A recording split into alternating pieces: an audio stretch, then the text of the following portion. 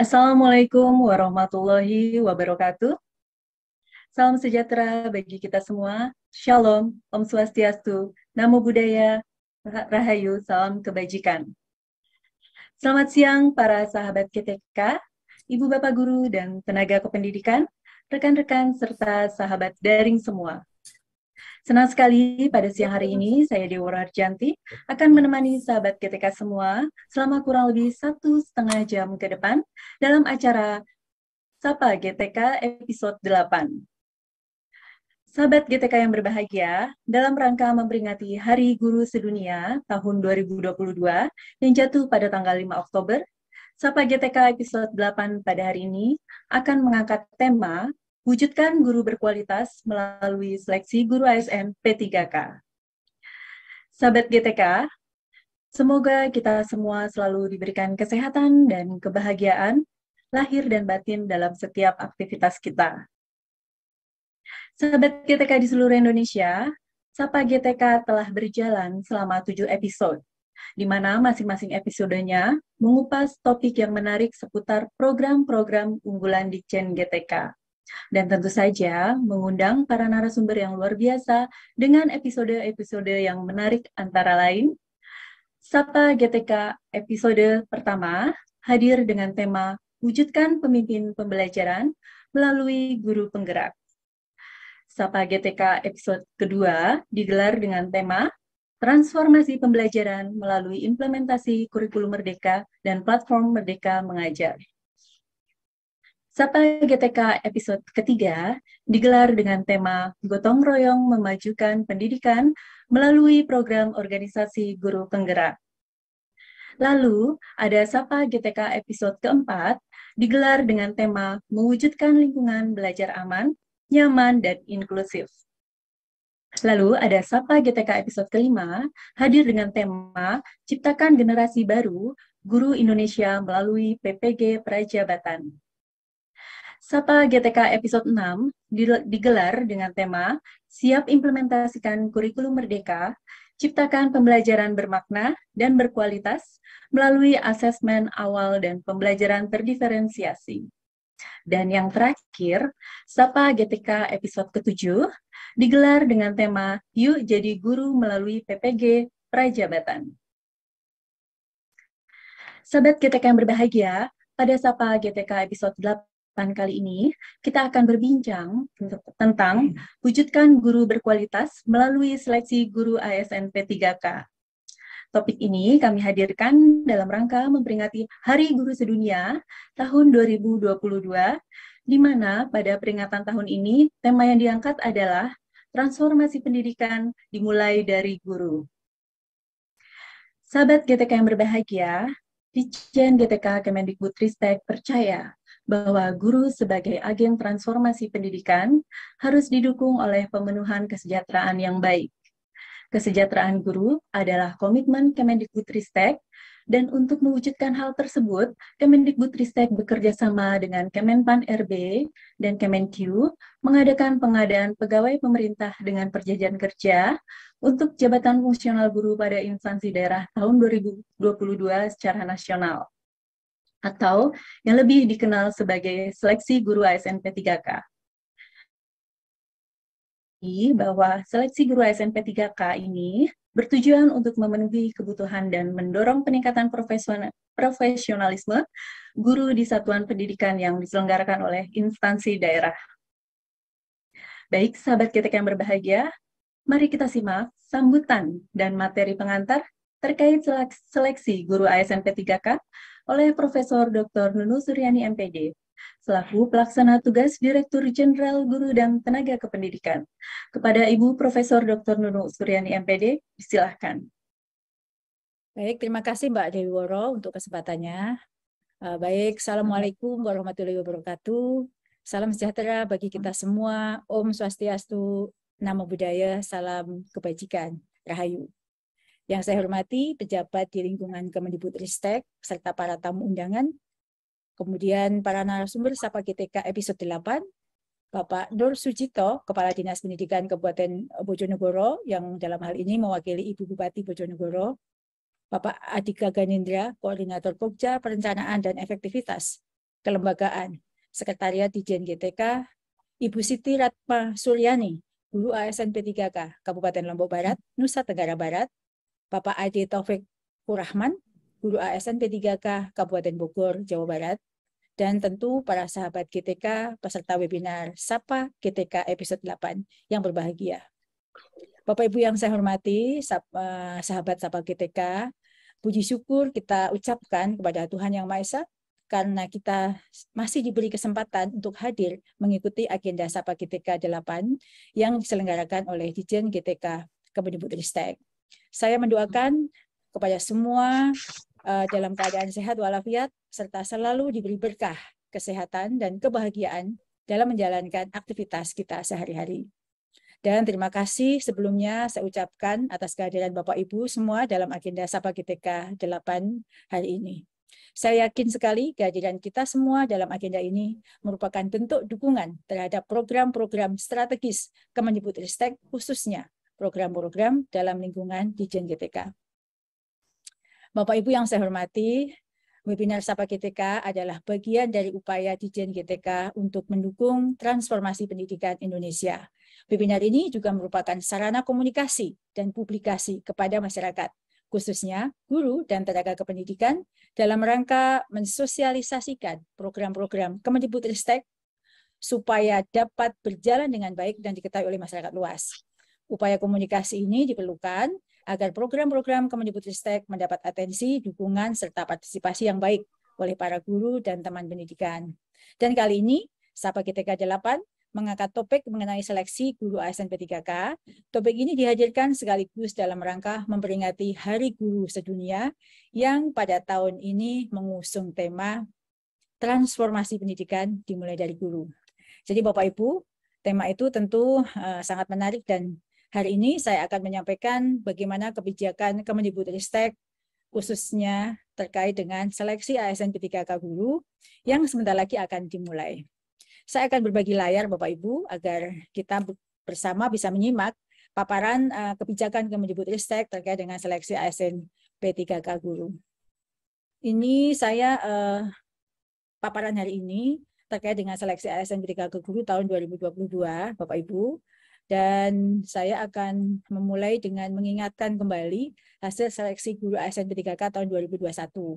Kita ketahui bersama ya bahwa tahun 2021 kita sudah berhasil meluluskan 293.000 lebih guru lulus dan mendapatkan formasi dan masih menyisakan pekerjaan rumah yaitu 193.000 lebih guru lulus passing grade namun belum mendapatkan formasi. Inilah PR kita bersama yang akan kita selesaikan di tahun ini dan tahun depan insya Allah. Nih, Bapak Ibu yang saya hormati, di layar dapat dilihat bahwa kita bisa mengetahui bahwa 97% guru ASN P3K lulus tahun 2021 telah terbit NI-nya ya, nomor induk PPPK-nya. Namun masih kami menghimbau kepada seluruh daerah untuk segera ya menyelesaikan proses penerbitan NI-nya dan tentu dilanjutkan dengan proses penggajiannya. Kita tahu saat ini berita yang kita terima masih banyak guru-guru yang mengeluh belum mendapatkan gajinya. Saya sudah mengeluarkan surat edaran dan mohon ini segera ditindaklanjuti untuk semua kepala daerah di seluruh Indonesia. Nah, selanjutnya ini di layar nampak ya peta kebutuhan guru termasuk guru agama. Saat ini kita butuh 2,4 guru. Namun ya kebutuhan itu sudah bisa dipenuhi dengan tersedianya guru ASN. Sekarang ada 1,2 juta guru. Kita punya guru ASN 1,3 juta. Namun di guru ASN tersebut hanya 1,2 saja yang memenuhi beban kerja. Ini ada kelebihan guru yang menumpuk di satuan-satuan pendidikan tertentu. Yang mana inilah yang nanti akan kita lakukan redistribusi. Itu untuk kelebihan guru ASN. Nah, non-ASN pun dari 724.000 lebih guru non-ASN masih ada kelebihan guru yang menumpuk di satuan pendidikan tersebut karena hanya 490.000 saja yang memenuhi beban kerja. Dan masih ada kekosongan guru berdasarkan data yang tersebut, meskipun kita punya kelebihan, ada guru yang berlebih, namun ada kekosongan guru karena banyak yang harus diredistribusi. Nah, kekosongan itu jumlahnya adalah 679.000 lebih. Nah, mata pelajaran apa saja yang kosong itu dapat dilihat di layar. Ada 10 peringkat 10 besar mata pelajaran yang kosong yang harus segera kita adakan. Nah, Bapak Ibu yang saya hormati, terima kasih saya ucapkan kepada pemerintah daerah yang mempunyai komitmen yang tinggi terhadap seleksi ASN P3K guru ini, karena berdasarkan coaching klinik yang kita lakukan beberapa kali di seluruh Indonesia, beberapa region, nah kita bisa mendapatkan hasil formasi yang akan kita perebutkan oleh guru-guru sejumlah 319.000 lebih. Dari semula hanya 131.000. Jadi ada peningkatan 143%. Maka sekali lagi saya ucapkan terima kasih kepada Pemda yang punya komitmen yang tinggi. Namun saya tetap menghimbau kepada Pemda-Pemda untuk menyelesaikan tugas ini karena baru ada 41% saja formasi yang disediakan. Sisanya adalah 59%-nya akan kita selesaikan di tahun depan. Mari kita bersama-sama bersinergi untuk menyelesaikan tugas bersama kita ini. Nah, ini adalah lini masa ya, seleksi guru ASN P3K. Harapannya di bulan Oktober ini sudah dimulai penempatan sampai di awal November penempatan guru lulus passing grade. Bersamaan dengan itu, kita semua sudah menyiapkan segala perangkat yang dibutuhkan untuk seleksi penilaian kesesuaian atau observasi yang akan dilaksanakan sejalan atau bersamaan dengan penempatan guru atau penuntasan guru lulus passing grade. Dan jika masih ada yang tersedia formasi di Desember selesaikan dengan seleksi tes. Jadi Bapak Ibu guru non ASN yang masih belum mendapatkan penempatan jangan khawatir dan mohon bersabar. Sebentar lagi kita akan mulai ya, kita lagi mempersiapkan semuanya dan berkolaborasi dengan seluruh KL lain agar pelaksanaan seleksi ASN P3K dapat berjalan baik. Jadi sabar saja, dalam waktu dekat kita akan memulai prosesnya. Ini kami punya sistem yang sudah terintegrasi di mana sistem ini sudah berkolaborasi dengan SSC ASN PKN, kemudian dengan Dukcapil, dan jika ada data yang berbeda akan segera dapat dideteksi, dan sistem ini juga bisa mendeteksi Bapak Ibu ini sebenarnya P1, P2, P3 atau P umum. Jangan khawatir ya, data kami sudah mendata semua guru-guru yang ada di dalam Dapodik ya. Jadi jangan khawatir akan terkeliru datanya karena semua sudah terintegrasi dalam sistem. Nah, Bapak Ibu yang saya hormati, kebijakan terkait dengan seleksi ASN P3K guru tahun 2022 ini mengacu pada Permen PAN RB yang sudah terbit untuk pelaksanaan seleksi guru tahun 2022. Jadi ada 3 mekanisme Bapak Ibu. Yang pertama adalah penyelesaian guru lulus passing grade yang jumlahnya 193.000. Lalu jika masih tersedia formasi melalui seleksi penilaian kesesuaian atau verifikasi. Kemudian jika masih ada formasi baru menggunakan mekanisme yang ketiga yaitu seleksi tes. Ini Bapak Ibu untuk penempatan mekanisme penempatan guru lulus passing grade. Nanti Bapak Ibu tidak usah memilih formasi karena sistem sudah akan begitu Bapak Ibu masuk ke akun SSC ASN-nya, maka sistem langsung bisa mengalirkan Bapak Ibu ini sebenarnya akan ada di mana, ditempatkan di sekolah induknya ataukah di sekolah lain di lingkungan Kementerian lingkungan daerah kewenangan tersebut, atau akan berpindah menjadi melamar JF lain karena JF Bapak Ibu tidak tersedia untuk saat ini. Jadi sistem sudah akan menuntun Bapak Ibu semua memilih langkah yang mana. Jangan khawatir, sistemnya akan sangat mudah. Bapak Ibu menggait Bapak Ibu untuk bisa mengikuti proses seleksi ini. Nah, namun Bapak Ibu, sekali lagi saya informasikan kepada seluruh guru ASN P3K dan seluruh daerah bahwa tidak seluruh guru yang lulus PG tahun 2021 akan dapat diangkat tahun ini. Karena memang masih ada sisa sekitar 17% yang belum mendapatkan penempatan yang dikarenakan banyak sebab. Ini ya, dapat dilihat. Yang satu ada kelebihan guru, kemudian ada juga sebab lain. Jadi sebab lain ya karena memang daerah belum mengusulkan. Ini Bapak Ibu bisa melihat di layar ilustrasi kelebihan guru itu seperti apa. Misalnya Kota Bima ya.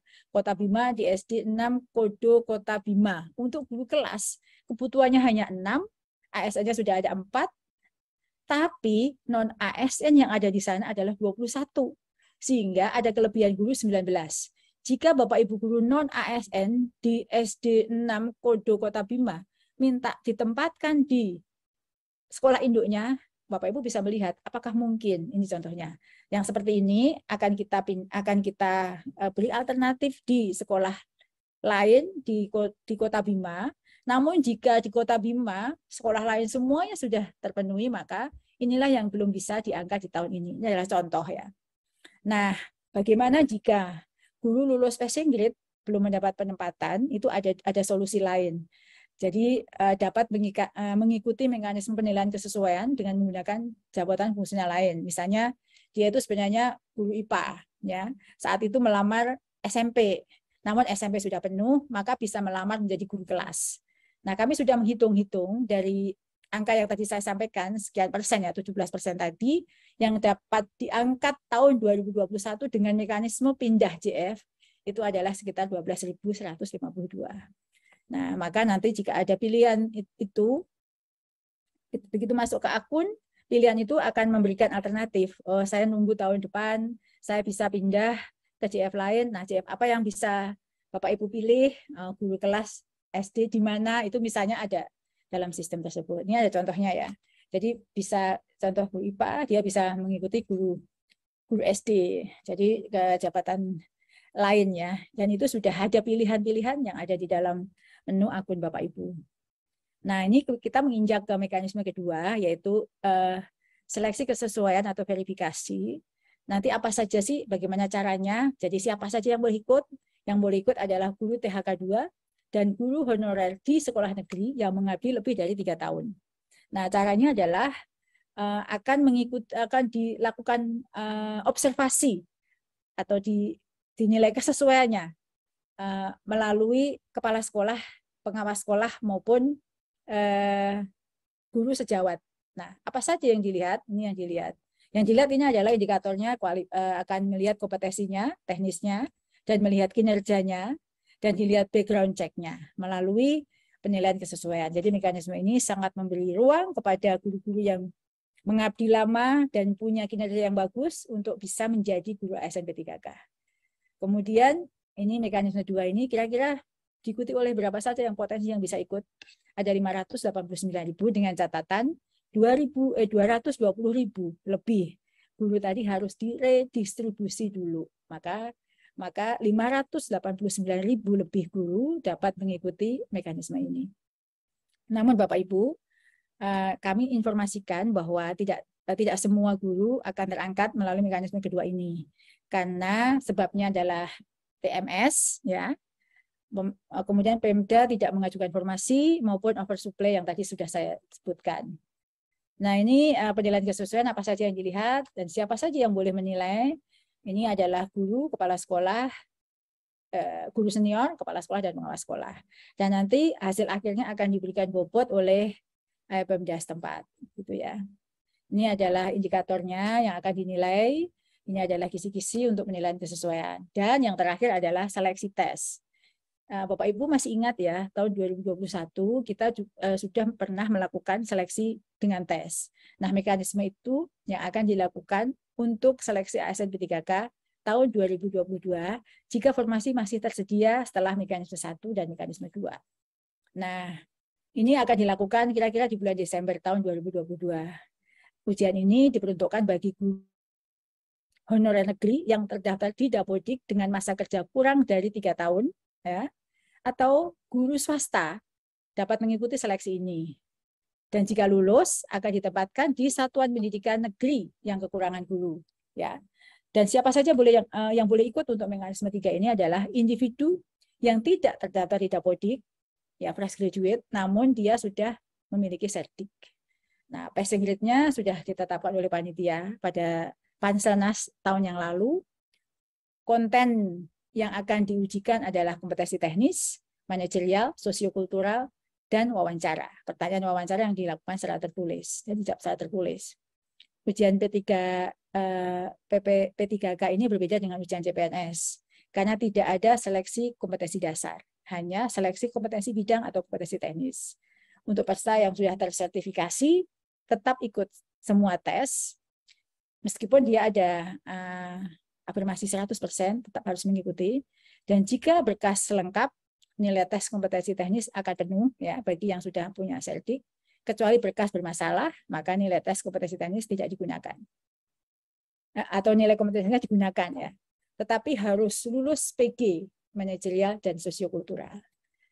Nah, ini karena kita berdasarkan yang saya paparkan tadi, kita masih punya PR 49%, maka kami sangat berharap Bapak Ibu dari Pemda untuk memastikan kesesuaian data yang diisi pada Dapodik sudah sesuai dengan data di sekolah. Jangan sampai merugikan guru karena datanya tidak sesuai. Kami mohon bantuan data yang ada di Dapodik sudah sesuai dengan data di sekolah. Lalu kalau kita punya PR bersama bahwa ada kelebihan guru yang baik ASN maupun non-ASN, kami sangat mohon bantuan pada Pemda untuk melakukan penataan, distribusi, dan redistribusi, baik guru ASN maupun non-ASN, sesuai dengan kebutuhannya. Tadi sudah saya sampaikan ya, besarnya kebutuhan itu. Kemudian yang terakhir, ketersediaan atau usulan formasi untuk seleksi ASN P3K guru sesuai dengan kebutuhan.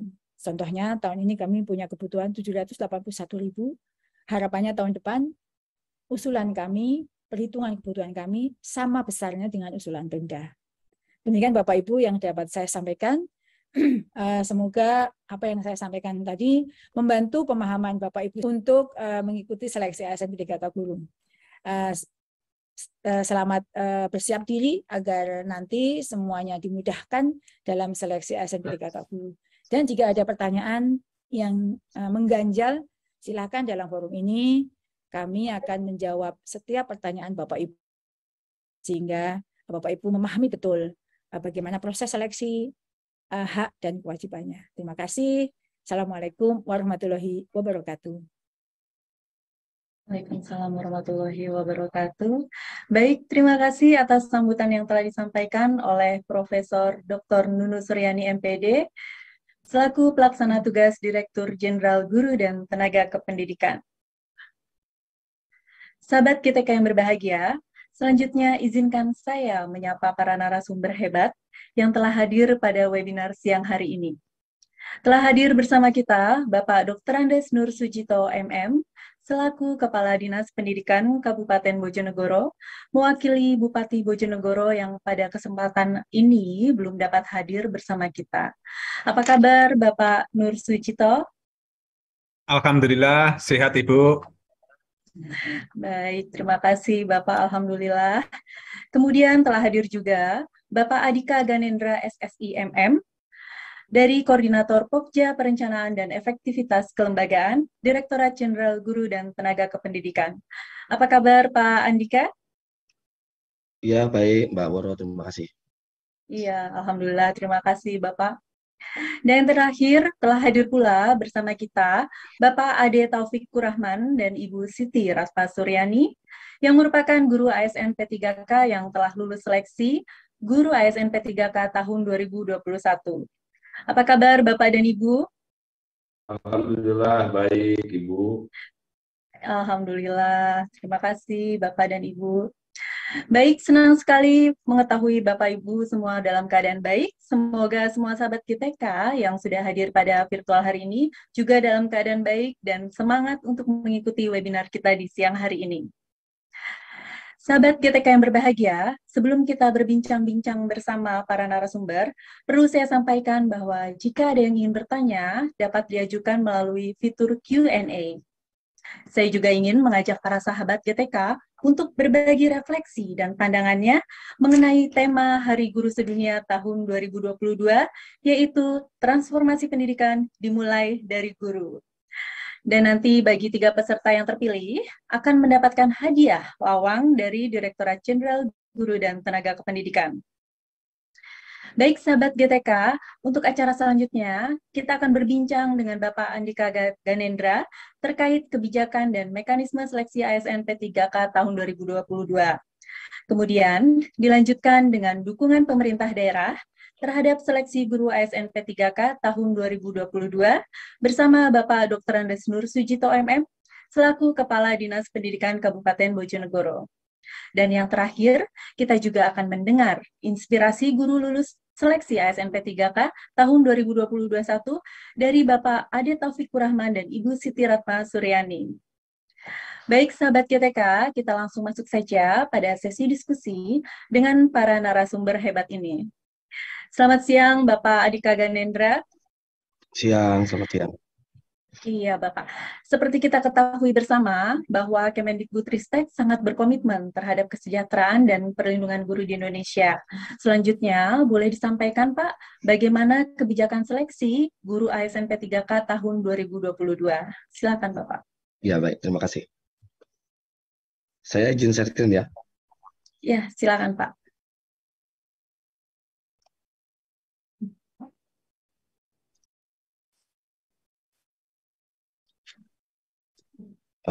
Izin Bapak Ibu, ini apakah sudah terlihat ya?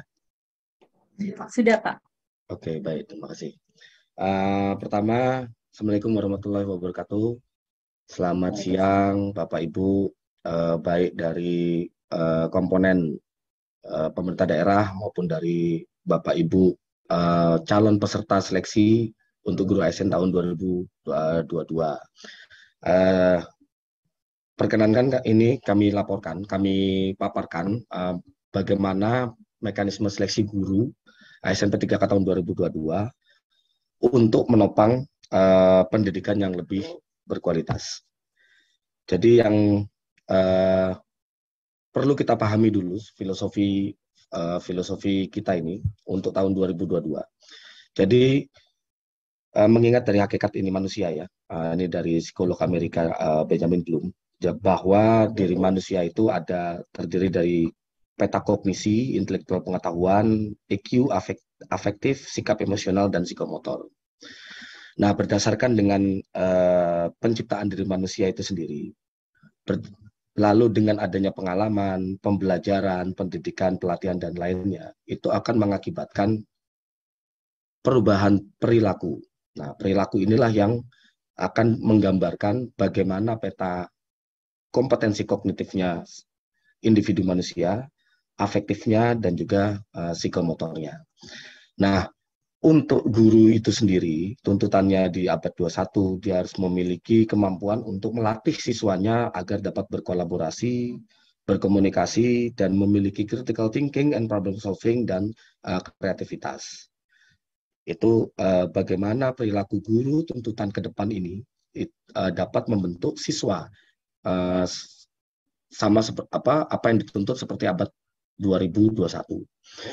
Nah, untuk kompetensi guru dan dosen itu sendiri berdasarkan Undang-Undang 14, ini ada tuntutan pedagogik, profesional, kepribadian, dan sosial. Kita ketahui untuk profesional itu ada di ranah kognitif, pedagogik, sosial, dan kepribadian itu ada di ranah afektif dan psikomotor. Ini yang kenapa mekanisme seleksi guru ASN tahun 2022 ini agak sedikit berbeda dari tahun-tahun sebelumnya. Setelah itu, sebagai ASN-nya sendiri, merujuk pada Undang-Undang 5 tahun 2014, itu diwajibkan untuk memiliki kompetensi teknis, sosiokultural, dan manajerial. Sehingga dari gabungan kompetensi-kompetensi tuntutan dari Undang-Undang 5 mengenai ASN dan Undang-Undang 14 mengenai guru, maka ranah kompetensi inilah yang harus ditunjukkan oleh perilaku guru masa depan. Nah, dikarenakan ranah yang berperilaku untuk kognitif, aktivitas, dan psikomotor ini sangat komprehensif, maka diperlukan pengukuran yang agak berbeda dari tahun-tahun sebelumnya. Jadi harus menilai kualitas secara lebih komprehensif. Ini sebabnya tahun 2022 akan ada 3 mekanisme seleksi guru ASN P3K. Nah, sehingga diharapkan dengan adanya penilaian yang berbeda, sehingga individu itu dapat dinilai secara komprehensif dari berbagai aspek, baik dari kualitas secara diri manusianya itu sendiri, tuntutan ASN-nya, dan gurunya, dan dia sebagai gurunya. Ini yang melatar belakangi mekanisme seleksi tahun 2022 untuk guru ASN P3K. Nah, selanjutnya tadi Bu PLT Dirjen sudah mengemukakan bahwa tahun 2022 akan ada 3 mekanisme, yaitu prioritas pertama itu akan kita prioritaskan untuk guru-guru yang telah lulus passing grade di tahun 2021. Ini tidak perlu tes lagi karena dia sudah lolos seleksi. Lalu yang kedua, untuk seleksi kesesuaian dan verifikasi, ini yang tadi di bahasanya ya penilaian observasi untuk guru-guru yang akan mengikuti ujian seleksi tahun 2022. Yang tadi saya bilang dinilai secara lebih komprehensif. Karena bukan hanya kognitifnya saja yang dinilai, namun afektif dan psikomotornya juga akan dinilai oleh pemerintah daerah. Yang ketiga, untuk pelamar umum tetap akan dilaksanakan seleksi menggunakan tes seperti tahun-tahun sebelumnya, karena belum memungkinkan untuk dilakukan uji observasi. Selanjutnya, kami berpesan untuk seluruh guru-guru di Indonesia ini, tolong perhatikan nomor induk NIK, ya, NIK itu agar sama, konsisten antara apa yang telah dimasukkan di Dapodik, itu pertama. Kedua, dengan apa yang ada di Dukcapil. Karena nanti ketika pelamar itu masuk, yang akan jadi primary key, yang akan jadi kunci itu adalah NIK. Jika NIK itu di Dapodik dengan Dukcapil tidak sama, maka pelamar tidak dapat mungkin untuk melanjutkan ke form berikutnya, ke sesi berikutnya. Ini kami berpesan betul pada seluruh calon pelamar. Perhatikan NIK yang ada di Dapodik dan yang ada di Dukcapil. Itu satu.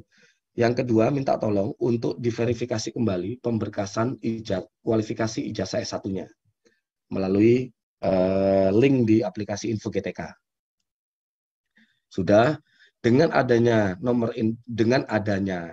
kode-kode NIK yang sudah sinkron tersebut, nanti sistem secara otomatis akan membedakan individu mana yang masuk ke P1, individu mana yang masuk ke P2 sebagai K2, individu mana yang masuk ke P3, ini yang bisa dilakukan dengan mekanisme observasi, penilaian observasi, lalu individu mana yang akan masuk ke pelamar umum. Ini yang individu-individu yang belum mencapai 3 tahun di Dapodik, atau individu baru yang telah memiliki sertifikat pendidik melalui jalur PPG Prajabatan. Selanjutnya, untuk mekanisme yang pertama, ini tadi sudah dijelaskan juga oleh Bu PLT Dirjen. Kita akan mengutamakan sesama guru P1 ini, sesama yang sudah lulus passing grade, akan kita lihat dulu mana yang K2. Ini berdasarkan Permenpan RB nomor 20 tahun 2022. Prioritas pertama, kita tempatkan dulu K2. Jika masih ada formasi, maka guru-guru yang lulus passing grade yang sebagai honor negeri pada saat pelamaran tahun 2021 ya. Pada saat pelamaran tahun 2021, satu. Lalu jika masih ada kuota, kita lihat lulusan PPG. Jika masih ada kuota di daerah, maka untuk honorer swasta. Ini kita akan selalu dorong ke pemerintah daerah agar formasi yang diajukan di tahun 2022 ini harapannya harus lebih besar dari jumlah P1 atau jumlah guru yang telah lulus passing grade. Sehingga untuk kategori 1, 2, 3, dan 4 ini sampai dengan honorer swasta itu dapat diprioritaskan untuk penempatannya. Selanjutnya, jadi untuk P1 ketika dia sudah mendaftar di aplikasi SSCASN ini nanti, dia akan langsung diumumkan Anda akan ditempatkan di mana. Penempatannya akan di mana, setelah itu P1, individu P1 bisa melanjutkan proses berikutnya, pemberkasan dan persiapan untuk bertugas di sekolah penempatan. Jadi begitu dia daftar, langsung Anda adalah peserta P1 dan akan ditempatkan di mana. P1 itu adalah yang lulus passing grade ya. Nah, namun tadi merujuk dari Ibu PLT Dirjen juga mengemukakan bahwa ada beberapa mata pelajaran yang sudah jenuh di daerah. Gitu. Jadi intinya ada beberapa mata pelajaran itu sudah penuh ada di daerah, jadi tidak mungkin bisa ditempatkan kembali. Nah, untuk hal-hal yang semacam itu, apabila ada P1, pelamar P1 yang belum dapat ditempatkan, dia dapat mengikuti pola observasi. Ini yang tadi dicontohkan juga di pembukaan tadi. Contoh misalnya ada individu P1 dia waktu itu memiliki latar belakang kualifikasi IPA. Padahal saat ini dia sedang mengajar di SD.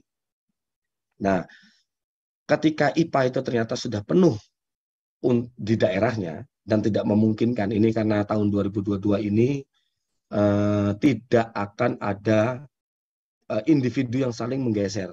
Jadi ketika ada honorer yang sudah menempati suatu sekolah negeri, itu tidak akan kita geser walaupun dengan individu-individu yang walaupun telah memiliki nilai yang lebih tinggi.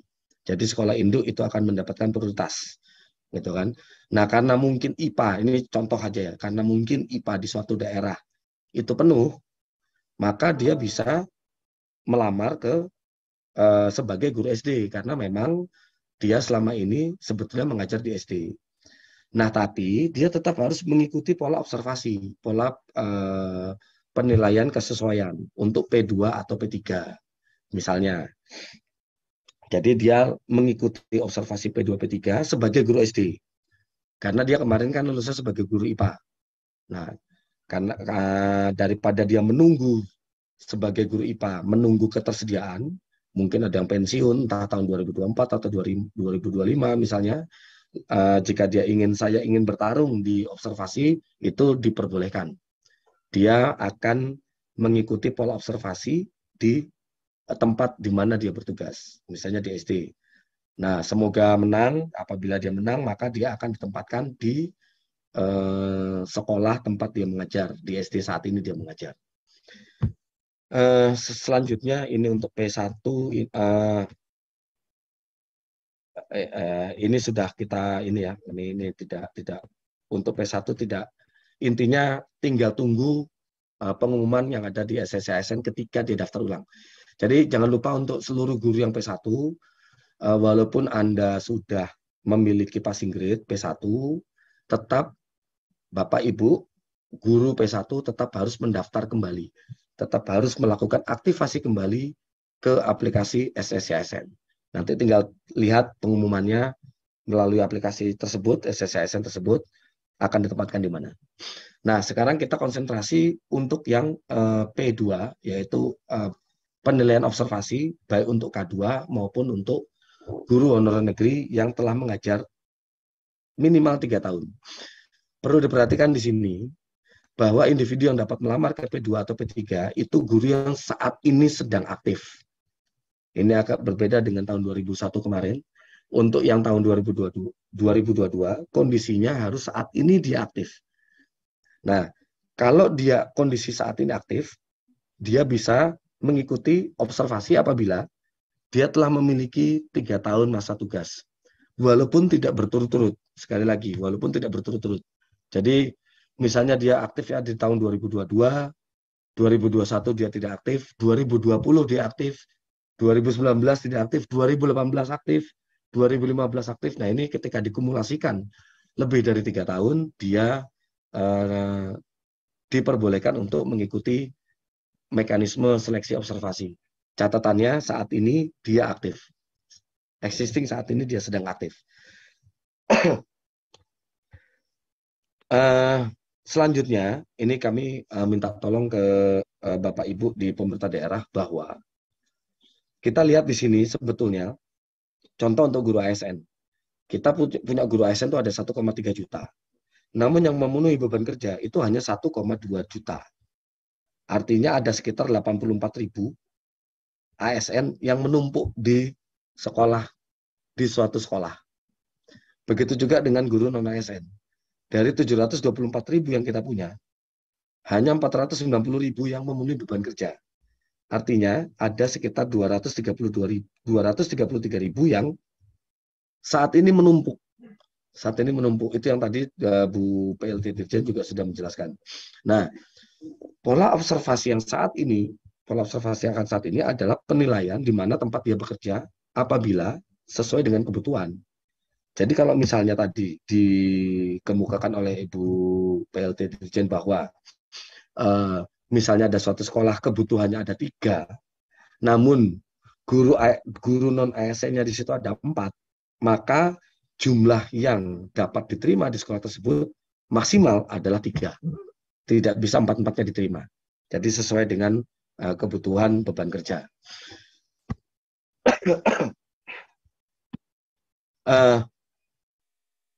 Sehingga kami mohon kepada Bapak Ibu di pemerintah daerah ya, untuk segera mendistribusikan guru-guru non-ASN yang saat ini masih menumpuk di dalam suatu sekolah.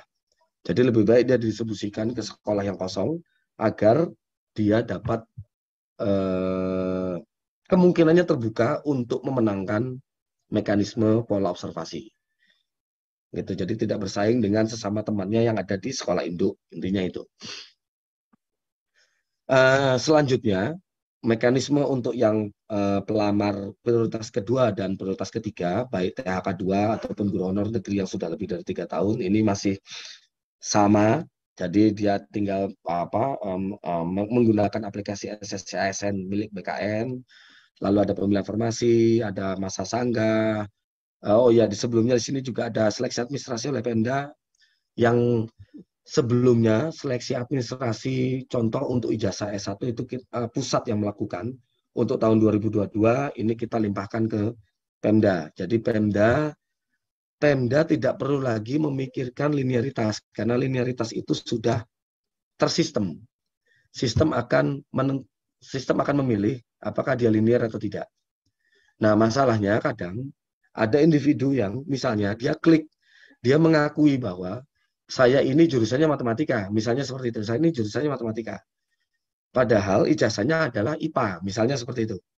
Nah, sistem akan mengakui dia sebagai guru matematika, maka linearnya kemana? Nah, kami minta tolong ke Bapak Ibu yang ada di pemerintah daerah untuk melihat kesesuaian antara pengakuan apakah dia matematika betul, gitu, dengan ijazah yang memang dia lampirkan. Jangan sampai nanti dia mengaku matematika, bukan mengaku berbohong maksud saya, mungkin dia salah klik atau ya salah pemilihan kualifikasi begitu. Tapi sebetulnya ijazah yang dia miliki adalah ijazah IPA. Nah ini yang jadi pemerintah daerah itu tinggal menilai kesesuaian saja, administrasi kesesuaian. Tidak perlu lagi melihat banyak berpikir mengenai kira-kira ini linear atau tidak dengan jabatan yang dia lamar, karena itu nanti sistem yang akan berpikir mengenai linearitas.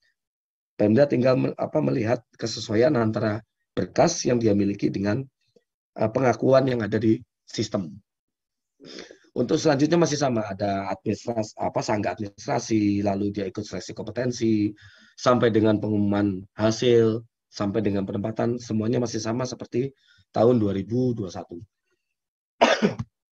Nah, ini kami informasikan bahwa Pemda saat ini kan banyak yang tidak membuka formasi observasi P2 ataupun P3 sesuai dengan jumlah kebutuhan yang ada. Sini saya berikan ilustrasi, misalnya ini yang ada di Juknis ya, Kemendikbudristek di bab 4 bagian B nomor 3 butir I, huruf I. Misalnya ada 4 kebutuhan. Ilustrasinya misalnya ada 4 kebutuhan. Ada sekolah A, B, C, dan D. Ada 4 kebutuhan. Masing-masing kebutuhan juga sudah diisi oleh guru-guru non-ASN. Tinggal kita seleksi saja mana yang bisa mana yang bisa diangkat. Namun misalnya Pemda dari 4 kebutuhan hanya mengusulkan 2 formasi observasi. 2 formasi observasi. Nah kemarin misalnya Pemda sudah memilih. Dia membuka formasi observasi untuk di sekolah A dan sekolah B. Sehingga sekolah C dan sekolah D itu tidak mendapatkan formasi. Nah, di sini, ini kami tekankan di sini bahwa individu non-ASN, guru non-ASN yang bekerja di sekolah C maupun di sekolah D, itu tetap bisa mengikuti mekanisme seleksi observasi. Guru non-ASN yang ada di sekolah C dan sekolah D, walaupun tidak dibukakan formasi oleh Pemda, dia tetap bisa melamar mengikuti seleksi mekanisme observasi P2 ataupun P3. Nah, misalnya ternyata yang menang adalah individu guru yang ada di sekolah A dan di sekolah B. Berarti nggak jadi soal. Karena sesuai lokasi pemenangnya, sesuai dengan formasi yang dibuka oleh Pemda. Namun bagaimana apabila yang menang adalah ternyata guru yang ada di sekolah C dan guru non-ASN yang ada di sekolah D. Nah, ini kami tidak membiarkan guru sekolah C dan sekolah D akan berpindah ke sekolah A dan ke sekolah B, sehingga nanti guru non-ASN yang ada di sekolah A dan sekolah B akan terusir. Ini yang kami jaga di tahun 2022. Apabila guru pemenang itu berasal dari sekolah yang tidak ada formasinya, maka formasi yang ada di sekolah A dan sekolah B akan kami pindahkan ke sekolah C dan ke sekolah D. Nah, kursinya pindahin. Sehingga pemenang tetap akan mengajar di sekolah tempat dia bertugas selama jadi honorer. Ketika dia jadi honorer. Jadi formasinya yang dipindahkan, bukan orangnya yang dipindahkan. Ini agar tidak ada kejadian saling mengusir. Selama kebutuhannya ada. Selama kebutuhannya ada. Nanti akan dijelaskan. Lalu, nah ini. Lalu bagaimana jika kebutuhannya tidak ada? Contoh, ada 4 kebutuhan. Ada sekolah A, sekolah B, sekolah C, dan sekolah D. Sekolah A dibutuhkannya 1 guru, yang ada 1 guru. Sekolah B dibutuhkan 1 guru, tapi tidak ada guru honorernya. Sekolah C dibutuhkan 1 guru, tapi ada 2 guru honorer. Begitu juga dengan sekolah D. Dibutuhkan 1 guru, tapi ada 2 guru honorer. Nah, kebetulan misalnya, Pemda membuka formasi di sekolah A. Namun ternyata misalnya, kalau yang menang sekolah A nggak ada masalah, sesuai dengan formasi yang dibuka. Tapi yang menang ternyata adalah sekolah C. Di mana individu guru sekolah C ini itu tidak kebagian jam mengajar yang ada di sini karena sudah diisi oleh temannya yang biasa mengajar misalnya untuk mata pelajaran matematika misalnya. Yang mengajar itu teman satunya, dia tidak kebagian jam di sekolah C. Maka, jika kejadiannya seperti ini, maka formasi dari sekolah A akan kami pindahkan ke sekolah B. Di sini tidak ada guru honorernya. Lalu pemenang yang ada di sekolah C akan kami pindahkan ke sekolah B. Nah, kursinya pindah ke sekolah B, lalu pemenangnya akan kita letakkan di sekolah B. Sehingga sekolah A tetap guru honorernya akan mengajar di situ, sekolah C juga honorernya tetap mengajar di lokasi. Ini yang tertera di Juknis Kemendikbudristek bab 4 bagian B3 huruf C. Lalu terakhir untuk mekanisme penempatan ya. Kondisinya masih sama. Ada kebutuhan di sekolah A, B, C, dan D. Masing-masing 1, sekolah A1, B1, begitu juga dengan C dan D. Sekolah C kelebihan guru, kebutuhannya 1, yang ada guru honornya 2. Sekolah D kebutuhannya 1, honornya ada 2.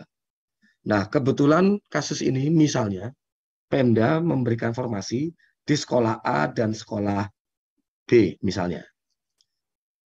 Namun ternyata pemenangnya ada di sekolah C dan sekolah D, di mana pemenang itu merupakan guru non-ASN yang kelebihan, misalnya. Jadi sekolah C dan sekolah D misalnya sudah ada guru ASN-nya misalnya, dan di situ ada guru honorer yang kelebihan beban tugas, kelebihan jumlah guru. Nah, pemenang ini tidak mungkin kita pindahkan ke sekolah lainnya, karena masing-masing sekolah A, sekolah B, C dan D itu sudah ada penghuninya semua. Sudah ada penghuninya masing-masing. Kalau tadi kan kasusnya kita pindahkan ke sekolah yang kosong, yang tidak ada guru honorernya. Namun kalau kasus ini ceritanya, guru honorernya juga sudah penuh. Maka yang akan kami lakukan, walaupun dari Pemda menilai yang menang adalah sekolah C dan sekolah D, maka pusat berhak untuk memenangkan pemenang yang kedua. kembali ke sekolah A dan sekolah B, maka formasinya tetap akan ada di sekolah A dan sekolah B.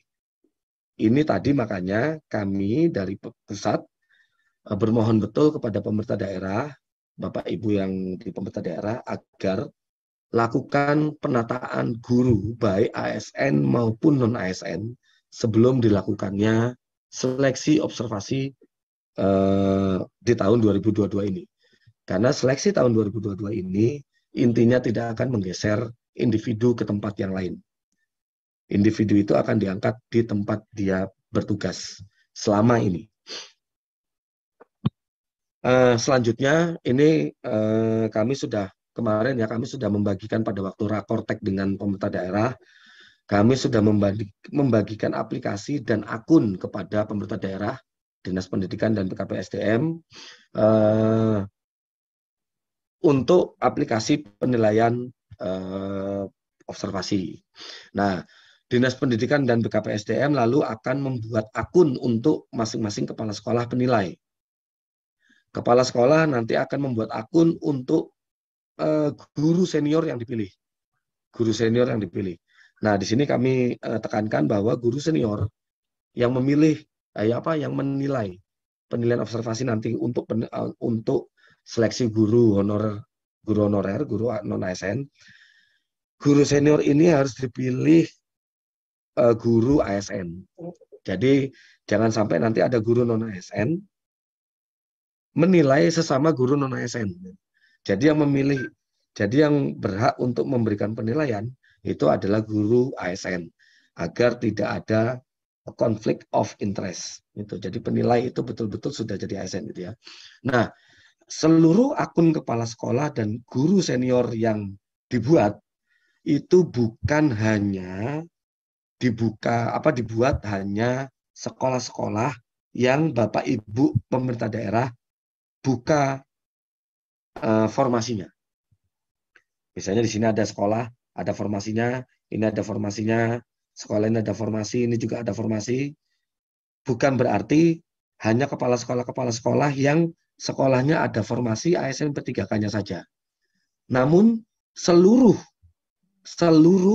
kepala sekolah dan guru senior yang sekolahnya ada pelamar non ASN-nya. Bukan hanya ada formasinya, namun ketika ada individu pelamar, berarti kepala sekolahnya harus dibuatkan akun untuk dapat menilai individu guru non ASN sebagai pelamar seleksi untuk tahun 2022. Nah, terus gimana ini kalau seandainya dari dinas pengawas ini misalnya ada sekolah yang tidak memiliki kepala sekolah, oke. Berarti pengawas ini langsung membuat akun untuk guru senior. Pengawas sekolah tidak perlu dibuatkan akunnya. Selanjutnya, ini yang tadi juga Bu PLT Dirjen telah mengemukakan bahwa untuk seleksi observasi ada 3 komponen yang akan dinilai. Background check-nya, latar belakangnya, kompetensinya yang memiliki bobot 40%, dan kinerjanya yang memiliki bobot 60%. Untuk latar belakang, ini hanya ya dan tidak. Ya dan tidak. Apakah dia melakukan penyalahgunaan narkotika, psikotropika, zat adiktif, nafsa, atau melakukan intoleransi, dan lain sebagainya. Pemerintah daerah, baik Dinas Pendidikan maupun BKPSDM akan melakukan ya atau tidak. Sekalinya ya, sekalinya pernah dibilang ya, maka individu guru tersebut tidak akan bisa mengikuti ujian seleksi kompetensi dan kinerja. Jadi diharapkan ini karena guru diwajibkan untuk memiliki kompetensi sosial dan kepribadian juga ya, sehingga jika ada inkompetensi untuk masalah sosial dan kepribadian, maka dia langsung tidak bisa mengikuti ujian seleksi baik kompetensi maupun kinerja. Nah, selanjutnya untuk kompetensi ini yang dinilai adalah bagaimana tingkah laku individu guru tersebut, kompetensi guru tersebut sebagai guru. Sebagai guru, maksudnya bagaimana cara dia melakukan pembelajaran, bagaimana cara dia melakukan diferensiasi murid, bagaimana cara dia melakukan pengembangan diri dan lain sebagainya. Oleh karena kompetensi yang berbobot 40% ini merupakan indikator kinerjanya dia sebagai guru, maka yang bisa menilai hanyalah kepala sekolahnya, guru seniornya, dan pengawas sekolahnya. Karena nanti yang dinilai adalah masalah pembelajaran, diferensiasi, dan lain sebagainya. Intinya itu. Lalu untuk yang kinerja, yang berbobot 60% ini, itu individu itu akan dinilai bagaimana behaviornya dia, bagaimana tingkah lakunya dia, sebagai individu ASN. Bukan sebagai gurunya, namun sebagai ASN-nya. Bagaimana kinerjanya dia, bagaimana loyalitasnya dia, bagaimana pengabdiannya dia, bagaimana kolaborasinya dia, dan sebagainya. Oleh karena peta indikator kinerja ini adalah sebagai ASN-nya, bukan sebagai individu gurunya ya, sebagai ASN-nya, maka yang melakukan penilaian di sini adalah kepala sekolahnya, guru seniornya, pengawas sekolahnya, dan juga dinas pendidikan dan juga BKPSDM. Ini ada bobot 60. Nah, ini nanti biarkan sistem gimana kalau seandainya kepala sekolahnya tidak ada, yang ada hanya guru senior dan pengawas, maka pembobotan akan dilakukan kepala sekolahnya tidak ada, guru seniornya akan dapat bobot 60%, pengawasnya juga akan dapat 40%. Bagaimana jika yang ada hanya kepala sekolah dan guru senior? Tidak ada pengawasnya. Oke, berarti kepala sekolah dapat bobot 70%, guru senior dapat bobot 30%. Ini nanti Bapak Ibu bisa membaca lebih detail lagi Juknis Kemendikbudristek yang sudah kita keluarkan untuk penilaian observasi. Selanjutnya kami informasikan ke Bapak Ibu semua, baik dari komponen calon pelamar dan maupun pemerintah daerah, bahwa ujian kali ini akan merging bagaimana pola kompetensi yang ada di Undang-Undang Guru dan Dosen nomor 14 yang dituntut, yaitu profesional pedagogik, sosial, dan kepribadian, lalu di-merge dengan Undang-Undang ASN nomor 5 tahun 2014 yang menuntut untuk kompetensi teknis, manajerial, dan sosio-kultural. Ini nanti soal akan memerge dan sudah ada, nanti ada di sistem penilaian. Bapak Ibu penilai tinggal menilai kesesuaiannya dia. Nah, kenapa saya bilang kesesuaiannya? Ini contoh. Ini hanya contoh. Ini saya melakukan contoh, misalnya ini calon pasangan lah misalnya. Ada orang berpasangan, nah, dia ingin melakukan pendekatan. Dalam melakukan pendekatan, calon itu melakukan apa? Apakah dia selalu minta ke pasangannya mengenai kekurangannya dia apa? Apakah dia selalu meminta bukan kekurangan, tapi langsung konkret, langkah konkret perbaikan. Gimana cara saya melakukan perbaikan diri? Nah, ini apakah calon pasangan itu melakukan evaluasi bersama, pembahasan bersama, atau selalu meminta gambaran? Nah, dari keterangan-keterangan ini, Bapak Ibu penilai tidak perlu memikirkan mana bobot tertinggi, mana bobot rendah. Intinya, ini kan hanya pertanyaan mengenai gambaran diri. Jadi jika si calon individu tersebut misalnya selalu meminta mengenai catatan kekurangan, ya tinggal pilih A. Kalau dia selalu membahas, mengevaluasi, ya berarti pilih C. Kalau dia selalu minta langkah konkret, bagaimana perbaikan? Ya berarti pilih B. Tinggal mencentang apa yang sesuai dengan diri individu calon pelamar. Itu saja. Jadi tidak perlu kata-kata ini sudah kita buat bagaimana caranya dapat menggambarkan secara real karakter dari individu pelamar. Selanjutnya, ini untuk kinerja, nanti karena tim penilai, baik kepala sekolah, guru senior, dan pengawas sekolah itu tinggal menilai individu non-ASN yang bekerja di sekolahnya masing-masing. Itu berarti tidak memerlukan waktu yang lama. Ini akan kami berikan waktu sekitar 2 hari, ya, hari pertama dan hari kedua penilaian, karena ini yang dinilai itu sedikit gitu loh, yang nilai sedikit, 2 hari. Lalu hari ketiga sampai dengan hari ketujuh, pemerintah daerah, baik Dinas Pendidikan maupun BKPSDM akan melakukan pembobotan atau penilaian terhadap hasil penilaian yang dilakukan oleh si kepala sekolah, guru senior, dan pengawas sekolah. Kenapa ini lebih panjang? Karena pemerintah daerah ini akan menilai seluruh individu non-ASN yang mendaftar di daerahnya. Sedangkan untuk yang di blok yang pertama ini, kepala sekolah, guru senior, dan pengawas sekolah, hanya menilai individu non-ASN yang mendaftar di sekolahnya. Misalnya 2, 3 orang atau 4 orang, ya dia hanya menilai 2, 3 atau 4 orang. Sedangkan pemerintah daerah akan menilai seluruh individu non-ASN yang ada di daerahnya, yang melamar. Ini panduan teknis ini nanti ada untuk pemerintah daerah sendiri, dia tinggal melakukan pembobotan. Selanjutnya untuk yang mekanisme ini ketika melakukan penilaian, kami mohon pada Bapak Ibu perhatikan, tolong apabila ini untuk sekolah-sekolah yang jarang mendapatkan sinyal, ini nanti kasihan penilai-penilai ini, penilai-penilai baik kepala sekolah, pengawas, dan guru senior ini. Baiknya pemerintah daerah itu dapat mengumpulkan individu-individu penilai, ya, pengawasnya, kepalanya, dan guru senior itu ke dalam satu lokasi, entah di KK, entah di kelompok kerjanya, atau di tempat Bapak Ibu di pemerintah di kantor pemerintah daerah, atau kalau seandainya pemerintah daerahnya itu sangat luas, terdiri dari kepulauan, Bapak Ibu bisa Bapak Ibu Pemda itu bisa mengumpulkan di beberapa titik.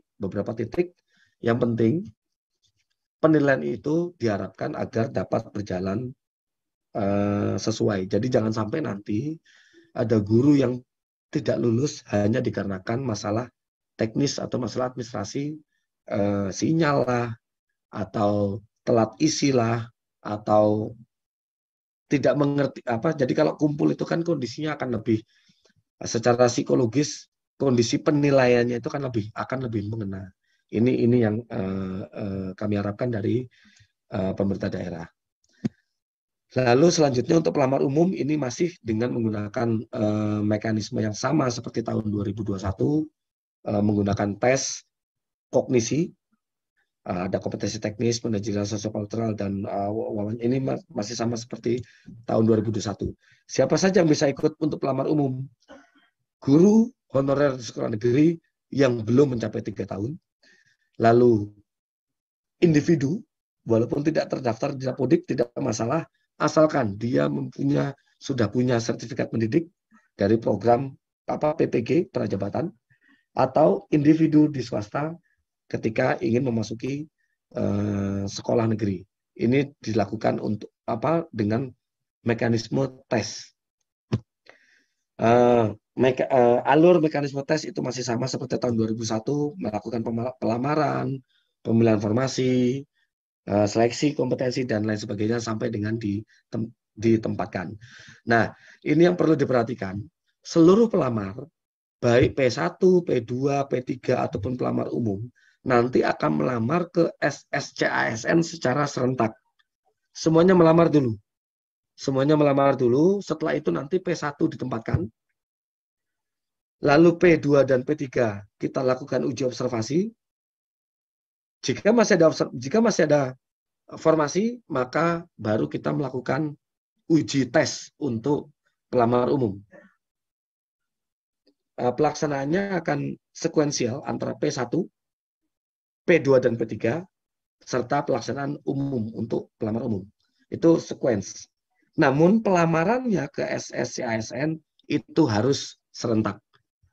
Nah, ketika aplikasi SSCASN dibuka, seluruh individu melamar, nanti sistem yang akan memilah apakah dia P1, P2, P3, atau pelamar umum. Nah, setelah itu nanti tinggal menunggu pengumuman kapan P1, kapan P2 dan P3, lalu kapan pelamar umum. Untuk jadwal ini kami masih ambil dari apa yang digambarkan oleh Panselnas. Namun ada kemungkinan untuk seleksi guru itu akan lebih maju dari apa yang ditampilkan di layar saat ini. Sehingga kami mohon pada Bapak Ibu, baik calon peserta seleksi dari individu guru ya tahun 2022 maupun dari pemerintah daerah untuk selalu cek ini pengumuman yang ada di sini, portal ini, guruppk.kemdikbud.go.id. Ini selalu cek, ini di sini akan ada selalu pengumuman. Atau kalau di Pemda kemarin kita sudah membagikan aplikasi untuk penilaian baik untuk BKPSDM maupun untuk Dinas Pendidikan. Di bawah itu ada tulisan help desk. Nah, itu tinggal diklik saja, itu akan masuk ke pelayanan. Nah, di situ untuk portal ini itu akan ada updating pengumuman.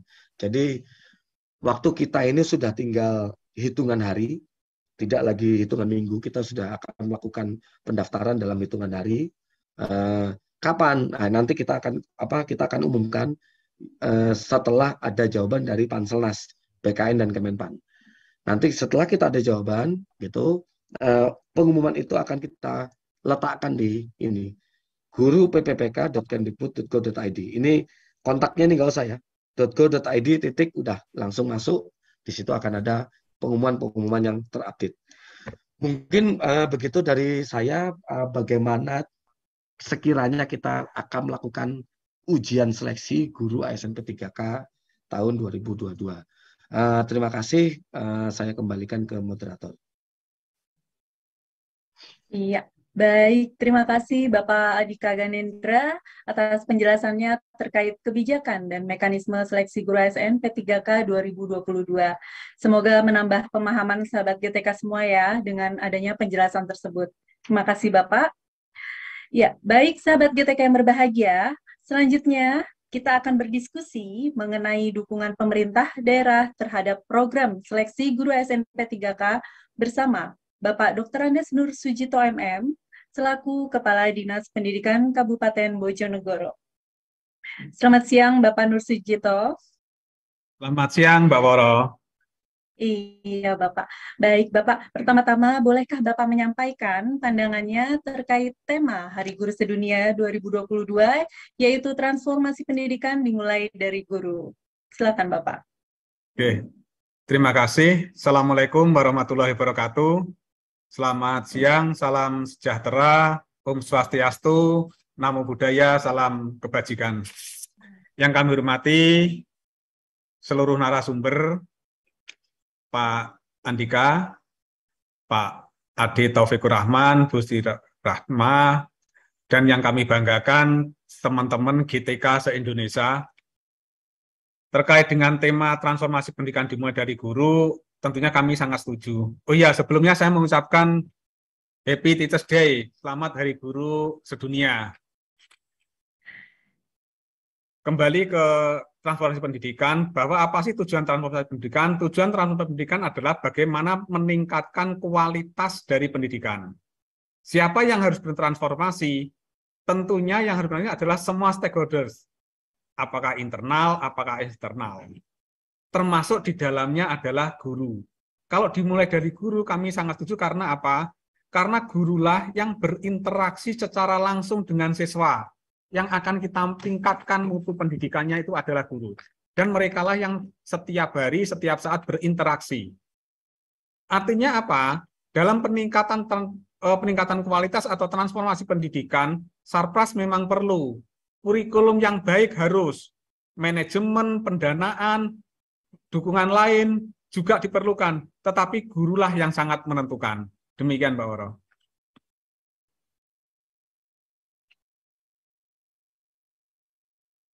Terima kasih Bapak Nur Sujito sudah berbagi pandangannya. Selanjutnya, bagaimanakah Pak komitmen dan dukungan pemerintah daerah Kabupaten Bojonegoro terhadap kesejahteraan guru melalui seleksi guru ASNP 3K tahun 2002 ini, Pak?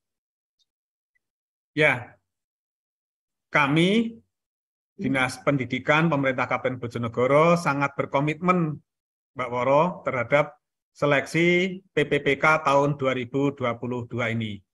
Kami tahun ini membuka formasi 3.942 formasi. Dan alhamdulillah semuanya sudah disetujui oleh kementerian yang nantinya kita akan nanti bersama-sama kita isi melalui seleksi PPPK tahun 2022 ini.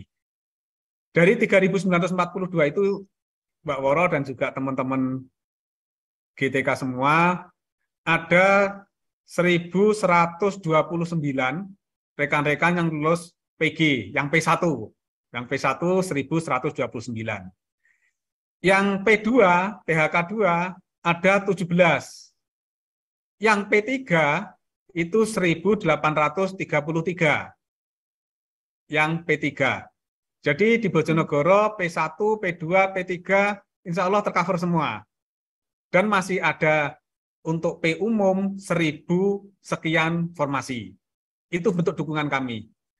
Kenapa seperti ini? Itu kami buka sebesar-besarnya bahwa pemerintah daerah itu dibentuk sesuai undang-undang pemerintah daerah. Coba kita cek di undang-undang pemerintahan daerah, urusan wajibnya itu nomor 1 adalah urusan pendidikan.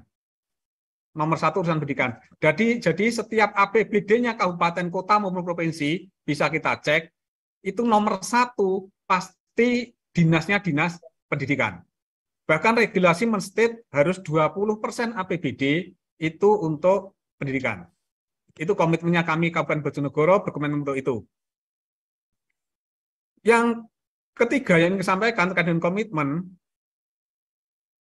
di akhir 2021 Mbak Woro dan juga teman-teman semua yang hadir, pada tanggal 13 Desember 2021, itu Kementerian Keuangan berkirim surat kepada seluruh kabupaten, kota, dan provinsi, menyatakan bahwa honor untuk PPPK itu termasuk dalam komponen DAU, dana alokasi umum. Saat itu kami Bojonegoro tersentak juga, karena di 2021 itu kami sudah ditransfer dana itu 70 miliar, yang alokasinya untuk 3.000 PPPK, ternyata kami yang dibuka hanya 351 tahun 2021. Nah, itulah kemudian kami perbaiki di tahun 2022, yang dari kementerian hanya mensyaratkan 3.177 formasi, kami di Bojonegoro membuka seluruh kebutuhan di jenjang pendidikan dasar, baik SD maupun SMP. Makanya ketemu angka 3.942, itu bukan angka awangan, tapi angka kami berdasarkan Anjap ABK. Dan yang keempat, kenapa kami membuka lowongan sebesar itu? Karena juga ada surat edaran dari Kemenpan, ini sebenarnya Kemenpan diajak juga ini, surat edaran dari Kemenpan bahwa Kemenpan tanggalnya itu 28 November, tanggal 31 Mei, surat edarannya Mei kemarin, bahwa surat edaran Kemenpan itu mendasarkan kepada pasal 6 Undang-Undang 5 2014 tentang ASN, bahwa unsur aparatur negara, artinya yang bekerja di instansi negara, itu harus berstatus ASN. Status ASN itu siapa? Yaitu statusnya PNS atau PPPK. Nah, sekolah-sekolah negeri, baik SD maupun SMP, itu kan semuanya instansi negara itu, Mbak Woro. Sehingga semua kebutuhannya 3.900 ini kita buka.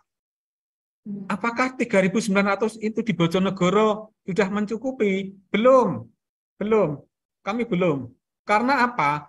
Kami cut off-nya itu adalah data per Maret 2022. Sehingga senior-senior kita, guru-guru yang pensiun di bulan April, bulan Mei, bulan Juni, sampai nanti bulan Desember, itu masih ada space yang kosong yang tetap harus kita isi.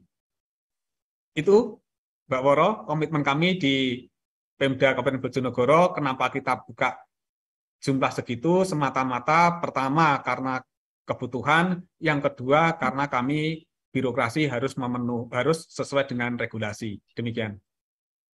Iya, baik Bapak Nur Sujito. Untuk selanjutnya Bapak, bagaimana pandangan Bapak terkait kebijakan seleksi guru ASN P3K tahun 2022 sebagai solusi kemajuan pendidikan di daerah? Seleksi PPPK ini ya. Iya. Kami di Pemda Bojonegoro sangat mengapresiasi dari Panselnas terkait dengan rekrutmen. Karena apa? Karena ada klaster, ada prioritas. Kami mengartikan bahwa rekrutmen PPPK tahun 2022 ini tidak hanya mengutamakan mutu dan kualitas, tapi namun juga menghargai kualitas. Bahasa saya seperti itu. Mutu dan loyalitas tercermin dari harus K1, harus P1 yang harus PG. Tetapi menghargai loyalitas dibukalah P2 maupun prioritas ketiga. Dan kalau masih ada sisa, kembali ke kualitas lagi dengan dibuka P4 atau pendaftar umum. Yang kedua, kenapa kami berapresiasi, semuanya by system. Semua by system. Saya terima kasih semua by system. Sehingga meminimalisir unsur subjektivitas dari baik Panselnas maupun Panselda. Dan yang lebih penting lagi, meminimalisir sakwasangka dari rekan-rekan GTT maupun dari stakeholders yang lain. Saya dari Pemkab Bojonegoro, terima kasih. Pak Ganindra, saya terima kasih Pak Ganindra yang sering mensosialisasi pada kami matur suwun sekali dengan pola rekrutmen seperti ini. Artinya apa? Tadi itu kualitas dijaga, tapi loyalitas juga tetap dihargai. Itu Mbak Woro yang bisa kami sampaikan. Iya, baik. Terima kasih Bapak Nur Sujito atas komitmen dan dukungannya. Dan untuk pertanyaan terakhir, Bapak, boleh disampaikan pesan ataupun ajakan kepada pemerintah daerah lainnya, Pak, untuk memberikan perhatian dan dukungannya kepada guru-guru. Ya, silakan Bapak. Agak berat saya ini. Begini. Pemda dengan undang-undang pemerintah daerah sesuai dengan kewenangannya, setiap pemerintah daerah pasti mempunyai kebijakan yang tidak sama, mempunyai orientasi yang sangat mungkin berbeda. Namun dari berbagai variasi kebijakan tersebut harus kita ingat bahwa urusan pendidikan tetaplah menjadi urusan wajib yang nomor urutnya adalah nomor urut 1. Bahkan regulasi juga mendeklar bahwa, menstate bahwa 20% APBD itu harus untuk urusan pendidikan. Di antara 20% anggaran inilah yang kita cukupkan untuk formasi guru agar mereka bisa berstatus ASN atau yang sekarang statusnya PPPK. Karena apa? Semoga dengan kejelasan status ini, status kepegawaian guru tadi yang PPPK, menjadikan kualitas pendidikan Indonesia menjadi lebih baik. Itu tujuannya. Sekali lagi, tujuannya adalah supaya kualitas pendidikan menjadi lebih baik. Dan mengulang dari yang tadi, harus kita ingat bahwa transformasi pendidikan dimulai dari guru. Demikian, Mbak Woro. Iya, baik. Terima kasih Bapak Nur Sujito. Mudah-mudahan banyak pemerintah daerah lainnya yang terinspirasi ya Bapak untuk memberikan komitmen penuh terhadap kesejahteraan guru di daerahnya. Terima kasih banyak Bapak. Baik sahabat GTK, kini kita akan berdiskusi mengenai inspirasi dari guru ASN P3K yang telah lulus seleksi ASN P3K di tahun 2021. Bersama Bapak Ade Taufikur Rahman, beliau adalah guru SMA N1 Pamijahan Kabupaten Bogor, Provinsi Jawa Barat, dan ada juga Ibu Siti Ratma Suryani, beliau adalah guru SMPN 5 Lingsar Kabupaten Lombok Barat, Provinsi Nusa Tenggara Barat. Selamat siang Bapak Ade dan Ibu Siti. Selamat siang, Bu. Iya, selamat siang, Mbak. Iya, siang Ibu. Baik, ada beberapa pertanyaan untuk Bapak dan Ibu. Namun pertama-tama bolehkah Bapak dan Ibu berbagi pandangannya nih terkait tema Hari Guru Sedunia 2022, yaitu transformasi pendidikan dimulai dari guru. Oke, terima Silakan, kasih Pak Ibu. Ade. Ya, terima kasih Ibu. Assalamualaikum warahmatullahi wabarakatuh. Salam, Om Swastiastu, Namo Buddhaya, salam kebajikan, rahayu. Terima kasih Ibu Moderator yang telah memberikan kesempatan kepada saya, dan juga salam sejahtera untuk dan salam sehat, salam hebat untuk para pembicara dan narasumber. Pandangan saya terhadap tema Hari Guru Sedunia tahun 2022 tentang transformasi pendidikan dimulai dari guru, kita mengingatkan bahwa guru adalah ujung tombak dari kurikulum. Guru adalah pemain inti di kurikulum. Guru itu apapun kurikulumnya, guru profesional yang akan menuntun kurikulum mencapai tujuan.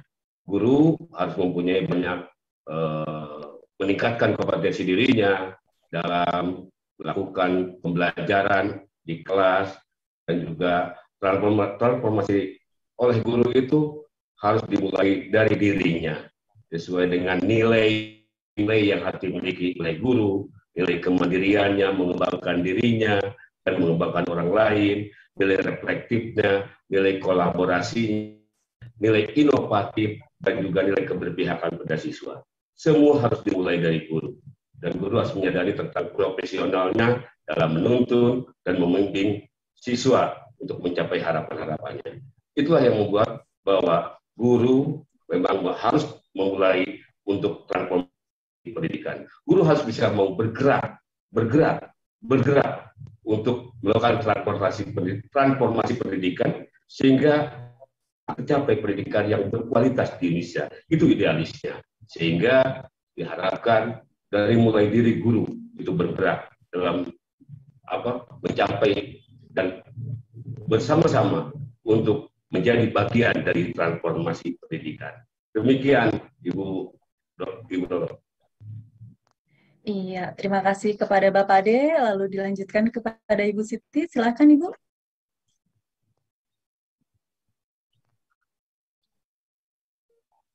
Iya, terima kasih kepada Ibu Moderator. Assalamualaikum warahmatullahi wabarakatuh. Senang sekali bisa berada di sini bersama para Bapak dan Ibu narasumber yang hebat. Perkenalkan, nama saya Siti Ratma Suryani yang berasal dari SMP Negeri 5 Lingsar. Saya mulai mengajar sejak tahun 2005. Kemudian saya lulus menjadi ASN P3K pada tahap pertama, alhamdulillah. Kemudian ada teman-teman yang belum lulus, ada beberapa, ada yang lulus pada tahap pertama ada 2 orang, kemudian tahap kedua ada 4 orang, kemudian yang belum lulus sekarang ini yang sedang menghadapi pemberkasan dan lain-lainnya ada 5 orang di sekolah saya. Nah, begitu. Kemudian saya senang sekali karena saat ini sudah mendapat gaji. Saya bahagia, senang, dan lebih semangat untuk mengajar, untuk membimbing siswa-siswi untuk menjadi lebih semangat dalam menuntut ilmu. Itu, Mbak. Iya, terima kasih Bapak Ade dan Ibu Siti. Lalu saya ingin menanyakan bagaimana nih pandangan Bapak dan Ibu terkait komitmen pemerintah untuk memastikan kesejahteraan dan perlindungan guru melalui kebijakan seleksi guru ASN P3K. Silakan dimulai dengan Pak Ade. Oke, terima kasih Ibu. Terkait dengan regulasi yang dilakukan pemerintah melalui Kementerian Pendidikan, Pan-RB, dan juga dengan Menteri Keuangan, itu terkait dengan seleksi ASN itu sangat berdampak sekali bagus, gitu ya. Dan ini juga merupakan salah satu dampaknya, yaitu adanya perlindungan hukum terhadap kami sebagai guru dalam melakukan profesi kami. Yang pertama itu. Yang kedua juga ini terkait dengan kesejahteraan yang didapatkan dari guru. Di sini kami dari honor tadinya dan juga diangkat menjadi ASN, ini ada perlindungan hukum, dan ini juga yang membuat akan berdampak pada karir di masa depan. Bu, kebijakan ini regulasi sangat bagus, regulasi ini sangat bisa dipertanggungjawabkan, dan di sini peran negara yang keberpihakan kepada kami guru, dan mudah-mudahan ini komitmen ini terus berjalan walaupun banyak tantangan yang dihadapi terkait dengan regulasi ini. Demikian, Bu. Iya, terima kasih Pak Ade. Lalu selanjutnya Ibu Siti, silakan Ibu. Pandangan saya tentang komitmen pemerintah dalam seleksi ASN guru P3K, saya sangat menyambut gembira dan senang gitu, karena hal ini sudah kami tunggu sejak lama ya. Untuk menjadi seorang ASN, kemudian mendapat kejelasan status, kemudian mendapat honor atau gaji setiap bulan, sudah kami tunggu sejak lama. Jadi karena adanya P3K ini, kami bisa memperoleh kesejahteraan yang lebih baik. Karena kita tahu sebelum-sebelumnya atau sewaktu kita sebagai honorer, kita sangat kurang dalam kesejahteraannya. Jadi kita hanya bisa untuk memberi kuota dan untuk transport. Tapi karena rasa cinta kita terhadap dunia pendidikan, ya itu yang menyebabkan kita terus semangat dalam mendidik generasi penerus bangsa. Itu Mbak dari saya. Iya, baik Bapak Ade dan Ibu Siti. Kini sudah diangkat menjadi guru ASN P3K ya Bapak dan Ibu. Boleh diceritakan kepada kita semua nih Bapak dan Ibu, dampak apa yang Bapak dan Ibu rasakan setelah menjadi guru ASN P3K? Silakan kepada Pak Ade, mungkin bisa diceritakan kepada kita sedikit dampaknya. Terima kasih. Ya Alhamdulillah Bu.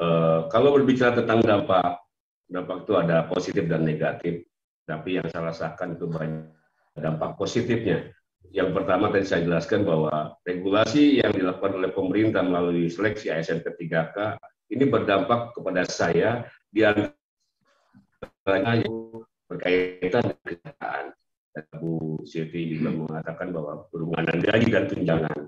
Selain itu juga dampak yang kami rasakan yaitu kami mendapat kesempatan untuk meningkatkan kompetensi kami melalui program-program yang diselenggarakan oleh pemerintah, seperti program PPG yang alhamdulillah hari ini saya mengikuti program itu, dan itu juga dari salah satu dampak dari ASN P3K. Dampak lain yaitu adanya pelindungan hukum. Jadi kami merasa tenang ketika kami menjalankan profesi kami sebagai guru. Kami merasa tenang adanya payung hukum yang melindungi kami. Yang selanjutnya yaitu ada dampak yang paling penting, yaitu kami dapat insya Allah meningkatkan kualitas pendidikan yang berpihak pada siswa. Karena kami itu semuanya berfokus dan kami semuanya itu ingin pembelajaran itu berdampak siswa, dan dari kesejahteraan kami yang ditingkatkan, dan kami imbasnya kami berupaya untuk meningkatkan kualitas pendidikan untuk peserta didik kami menuju harapan-harapannya. Demikian Bu. Iya, silakan kepada Ibu Siti. Ya, dampaknya bagi saya, dalam hati saya lebih tenang, lebih senang gitu, lebih bahagia karena kita sudah bisa membeli apa yang kita butuhkan dalam konsumsi sehari-hari atau untuk kegiatan belajar mengajar gitu.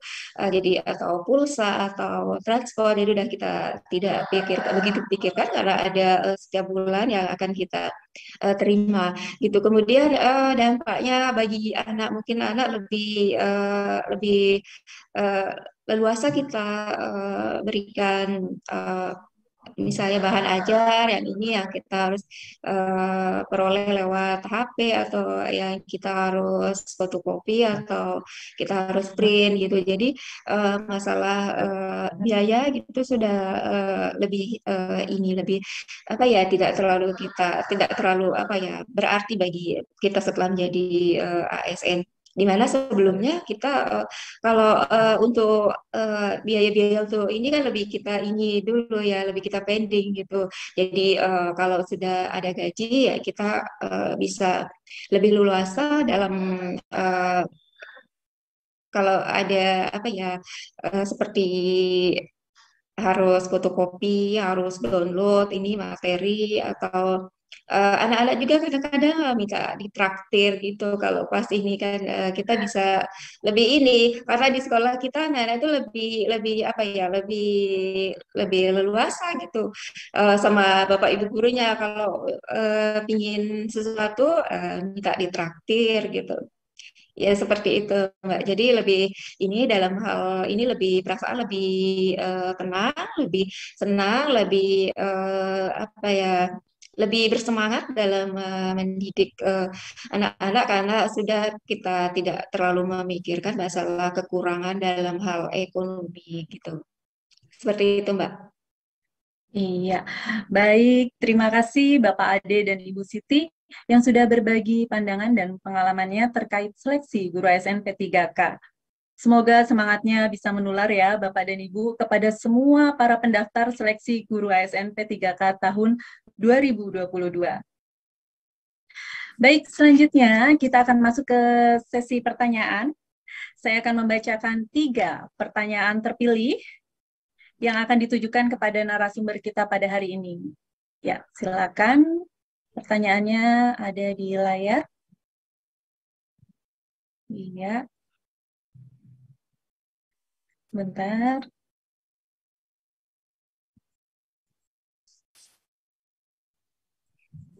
Iya, ini ada pertanyaan untuk Pak Adhika Ganendra dari Ibu Erina Vega Aisyah. Akan saya izin ya Pak, saya bacakan. Selamat siang. Maaf, sebentar ini ada. Ya. Selamat siang, saya termasuk prioritas 1 untuk P3K 2022. Jika nanti di sekolah induk yang masuk penempatan bukan nama saya, apakah saya bisa mengajukan sanggahan? Karena di Excel by name yang beredar, sekolah induk saya ditempati oleh guru lain tuh Pak. Bagaimana Pak jawabannya? Silakan Pak Andika. Yang pertama mengenai Excel dulu. Excel itu sudah diklarifikasi oleh Bu PLT Dirjen bahwa itu sebetulnya bukan file resmi dari Kemdikbud, itu satu. Terus yang kedua, di slide yang ketiga atau keempat tadi, bahwa prioritas untuk penempatan itu kami lakukan pertama K2 dulu. K2, baru honor negeri, pada saat mendaftar ASN P3K tahun 2021. Honor negeri, setelah itu PPG prajabatan, baru ke guru swasta. Nah, dari situ nanti di ranking. Dari situ di ranking. Nah, jadi yang kami ambil itu status apakah dia K2 atau honor negeri atau swasta itu bukan berdasarkan dari kondisi saat ini, tapi pada saat dia status P1, pelamar P1 di tahun 2021, dia itu sebagai apa? Apakah swasta atau PPG atau negeri atau K2. Nah, itu yang kita urutkan. Nah, dalam pengurutan itu pun nanti kita bandingkan antar nilai. Nah, jadi memang banyak status loh. Ini saya saat ini, saya saat ini sedang mengajar di SMP X misalnya. Nah, tapi kenapa saya ditaruhkan di SMP misalnya Y? Nah, ketika di SMP X itu sudah ada guru honor yang lain dan dia tercatat bukan P1-nya itu bukan dari guru honor negeri. Pada saat dia melamar P1 2001, bukan 2022 ya, 2021, maka dia akan dicarikan ke sekolah yang memiliki ruang kebutuhan yang kosong. Itu mekanisme penempatan seleksi tadi ada di slide yang keempat kalau nggak salah dari saya. Iya, baik. Baik, terima kasih Pak Adhika. Mungkin untuk pertanyaan kedua yang selanjutnya, silakan. Iya, ini ada pertanyaan lagi nih untuk Bapak Adhika lagi dari Pak Nana Supriyatna SPD dari SDN Pekojan 1 Tambora Jakarta Barat. Baik. Assalamualaikum warahmatullahi wabarakatuh. Perkenalkan saya Nana Supriyatna SPD I, guru PAI SDN Pekajon 1 Tambora Jakarta Barat. Mau bertanya, dikarenakan banyak berita yang berseliweran nih Pak, baik berupa PDF, form, atau lainnya, mengenai tentang formasi khususnya guru PAI di SDN, bagaimanakah agar kita mengetahui info yang valid untuk hal itu? Terutama mengenai formasi ya Pak, dan apakah portal satu pintu untuk buat akun atau daftar ASN itu diinfokan ke seluruh instansi atau ke seluruh sekolah? Ya, silakan Pak Dika. Ya, baik kepada seluruh guru calon pelamar di tahun 2022 ya. Kami mohon betul bantuannya. Satu, berhati-hati terhadap form-form atau apapun itu bentuknya, jika tidak resmi dari pemerintah pusat ataupun pemerintah daerah. Pengumuman resmi dari pemerintah pusat itu yang tadi kami tampilkan di slide terakhir, guru.pppk.kemdikbud.go.id, itu satu. Kedua, untuk formasi itu akan diumumkan oleh BKN melalui Kanrek BKN-nya. Saat ini sebetulnya kami di pemerintah pusat ataupun di pemerintah daerah, dalam hal ini Dinas Pendidikan atau BKPSDM mungkin sudah tahu formasi-formasi mana yang dibuka. Namun nanti akan ada pengumuman resmi. Di luar itu tolong jangan langsung dipercayalah atau ini itu kita harus berhati-hati dalam hal menghadapi ujian seleksi ini, karena seleksi ini kan sifatnya agak berbeda dengan tahun dengan tahun-tahun yang sebelumnya. Lebih mengandalkan ke Panselda dibanding Panselnasnya. Lebih mengandalkan seleksi observasinya dibanding seleksi kognisinya. Oleh sebab itu kita harus berhati-hati terhadap penawaran-penawaran formasi, penawaran-penawaran kelulusan dan lain sebagainya dan sebagainya. Cari informasi di situs resmi.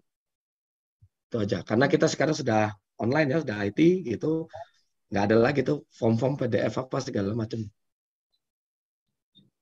Iya, cukup Bapak. Ya baik. Iya Bapak dan Ibu, jangan lupa hati-hati dan waspada terhadap berita-berita yang hoax ya Bapak dan Ibu. Ya itu tadi dari Pak Nana Supriyatna. Untuk selanjutnya pertanyaan ketiga, silakan. Ini untuk Pak Dika juga atau Pak Nur Sujital, boleh. Nanti ini dari Bu Gusrila Dwi Putri, ingin bertanya, Assalamualaikum, tadi kan disampaikan bahwa untuk penempatan ditentukan oleh sistem. Jadi, apakah akan ada kemungkinan kami yang berada di bawah naungan Dinas Pendidikan Provinsi ditempatkan di pendidikan kabupaten atau kota? Karena berdasarkan seleksi tahun kemarin, hanya di tahap 3 kami bisa lintas provinsi atau kabupaten kota. Silakan, mungkin dimulai dengan Pak Dika dulu, nanti selanjutnya Pak Nur Sujito. Silakan Pak Dika. Oke, baik. Ini jangankan antar daerah. Untuk tahun 2022 ini, kita akan melaksanakan observasi di sekolahnya masing-masing. Itu tadi makanya kami bicarakan di slide tadi, bahwa tolong untuk guru non-ASN yang berlebih atau menumpuk pekerjaannya di dalam satu sekolah, tolong pemerintah daerah agar dapat melakukan penataan terlebih dahulu, agar guru non-ASN itu nanti dapat ditempatkan di sekolah tempat dia bertugas masing-masing. Nah, jadi di sini udah bisa terlihat bahwa jangankan antar instansi kewenangan, justru kita prioritaskan di masing-masing satuan pendidikan di mana dia tempat bertugas.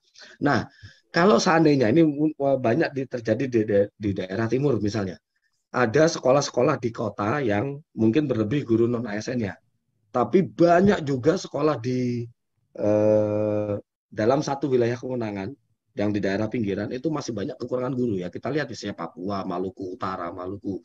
Ini contoh ya, ini contoh saja.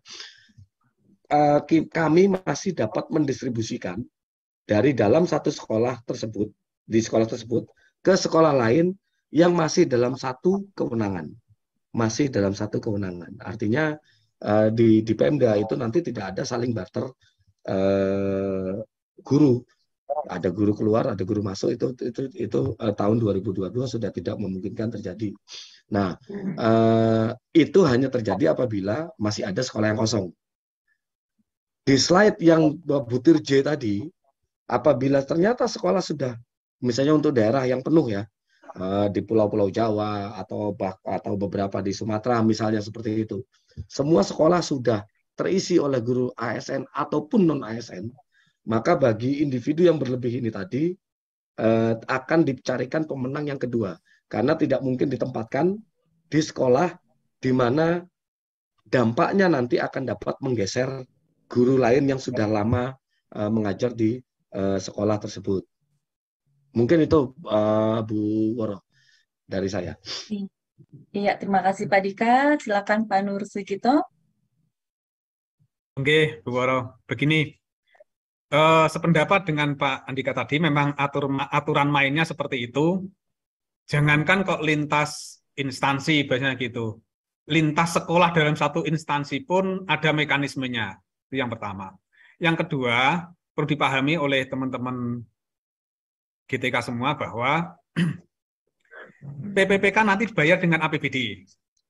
Dibayar dengan APBD. Meskipun dananya berasal dari DAU maupun dana transfer umum, DTU, mekanismenya ada mekanisme APBD. Mekanisme APBD adalah APBD hanya bisa membayar pada satu kewenangannya. Artinya APBD, misalkan Kabupaten Bojonegoro, hanya bisa SD dan SMP di lingkup Kabupaten Bojonegoro. Tidak bisa keluar ke provinsi maupun keluar ke kabupaten yang lain. Begitu, Bu Woro? Iya, baik. Terima kasih atas jawabannya. Semoga jawaban dari para narasumber hari ini dapat menjawab rasa penasaran dari para sahabat GTK yang hadir pada kegiatan kali ini. Sahabat GTK yang berbahagia, mohon maaf pada kesempatan kali ini kami belum bisa menjawab semua pertanyaan yang disampaikan. Namun jangan khawatir, sahabat GTK dapat mengikuti perkembangan informasi terbaru di media sosial Direktorat Jenderal Guru dan Tenaga Kependidikan. Baik, Bapak Nur Sujito, Bapak Adika Ganendra, Bapak Ade Taufikur Rahman, dan Ibu Siti Ratma Suryani.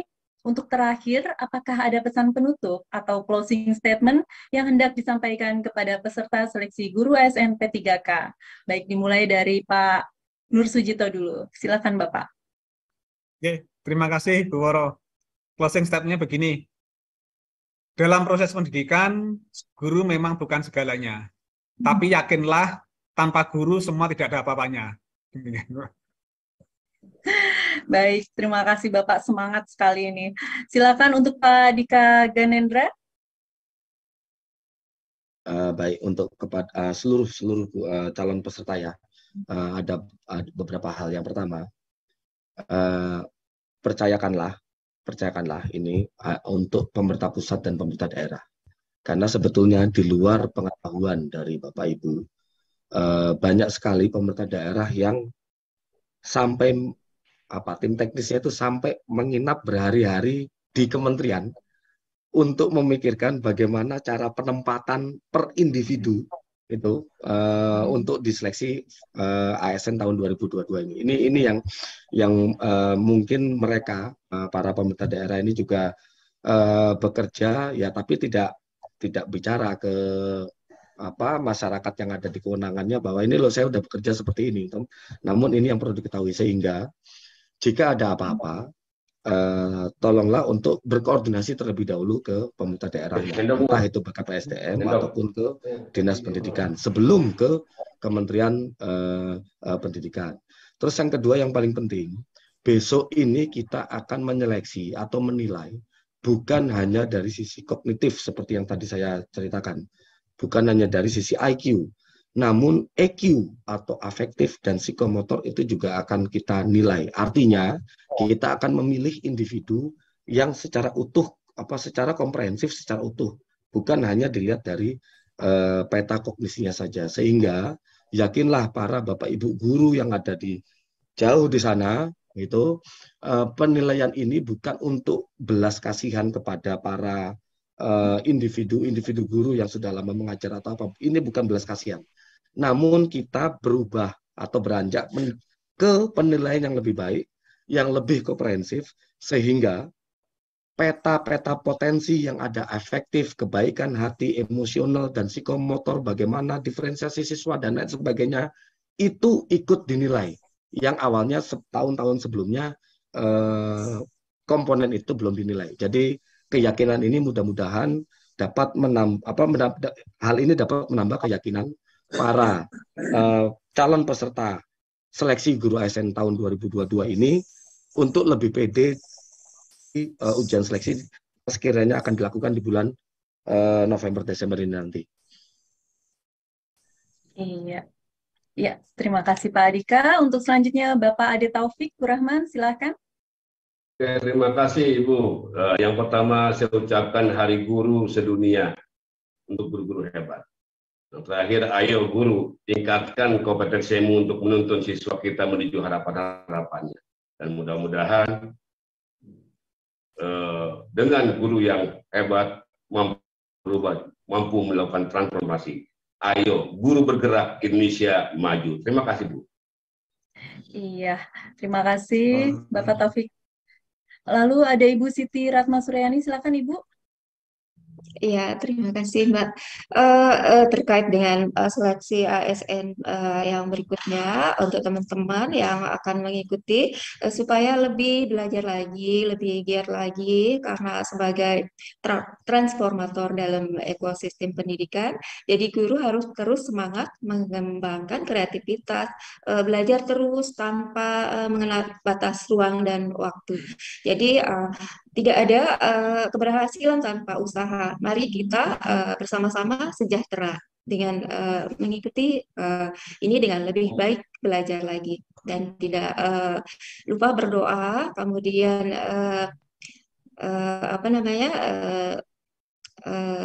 karena sudah dipermudah, semuanya sudah dipermudah oleh pemerintah. Mari kita sambut kemudahan yang diberikan oleh pemerintah ini dengan lebih rajin untuk belajar. Ya, sekian dari saya, Mbak.